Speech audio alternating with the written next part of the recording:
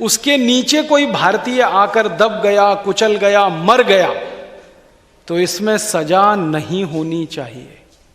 अंग्रेजों की सरकार ने एक कानून बनाया इस देश में, आपको मालूम है उसका नाम है मोटर व्हीकल एक्ट, है ना, अंग्रेजों के समय का ये कानून। अब मोटर उस जमाने में अंग्रेजों के पास हुआ करती थी, हिंदुस्तानियों के पास तो मोटर होती नहीं थी।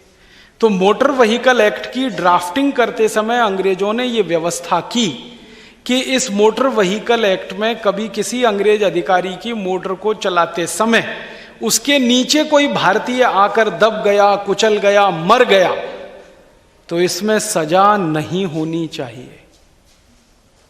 और अगर सजा करनी ही पड़े तो कम से कम होनी चाहिए।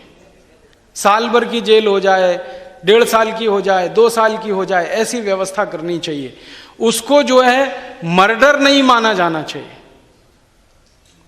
क्योंकि मर्डर में तो चले जाएंगे आप 302 में, वहां तो हो जाएगी फांसी या तो हो जाएगी आजीवन कारावास।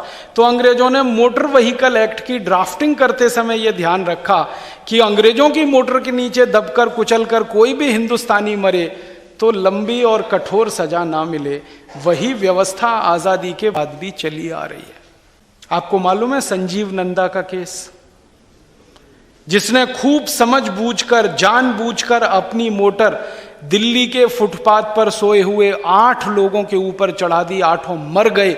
संजीव नंदा को अदालत ने बाइज्जत बरी किया था। अदालत का क्या कहना था, हम क्या न्याय दे सकते हैं, कानून अंग्रेजों के जमाने का बनाया हुआ है तो हम वही कर सकते हैं, इस कानून के आधार पर कोई फैसला, न्याय तो हम दे ही नहीं सकते। उसी कानून के आधार पर सलमान खान अभी तक 6 लोगों को जिंदा मार चुका है, लेकिन सलमान खान को ना फांसी हो रही है, ना आजीवन कारावास हो रहा है, छुट्टा घूम रहा है। थोड़े दिन बंद हो गया, फिर बाहर आ गया, क्योंकि इसमें बेल हो सकती है, क्योंकि अंग्रेजों के ज़माने में हो सकती थी, क्योंकि मोटर उस समय अंग्रेजों की ही हुआ करती थी। ये व्यवस्था है हमारे देश। ऐसे सैकड़ों उदाहरण मैं आपको दे सकता हूं। हमारे हिंदुस्तान में अंग्रेजों के समय के बनाए हुए कानूनों के आधार पर किसी भी भारतीय को न्याय मिल नहीं सकता।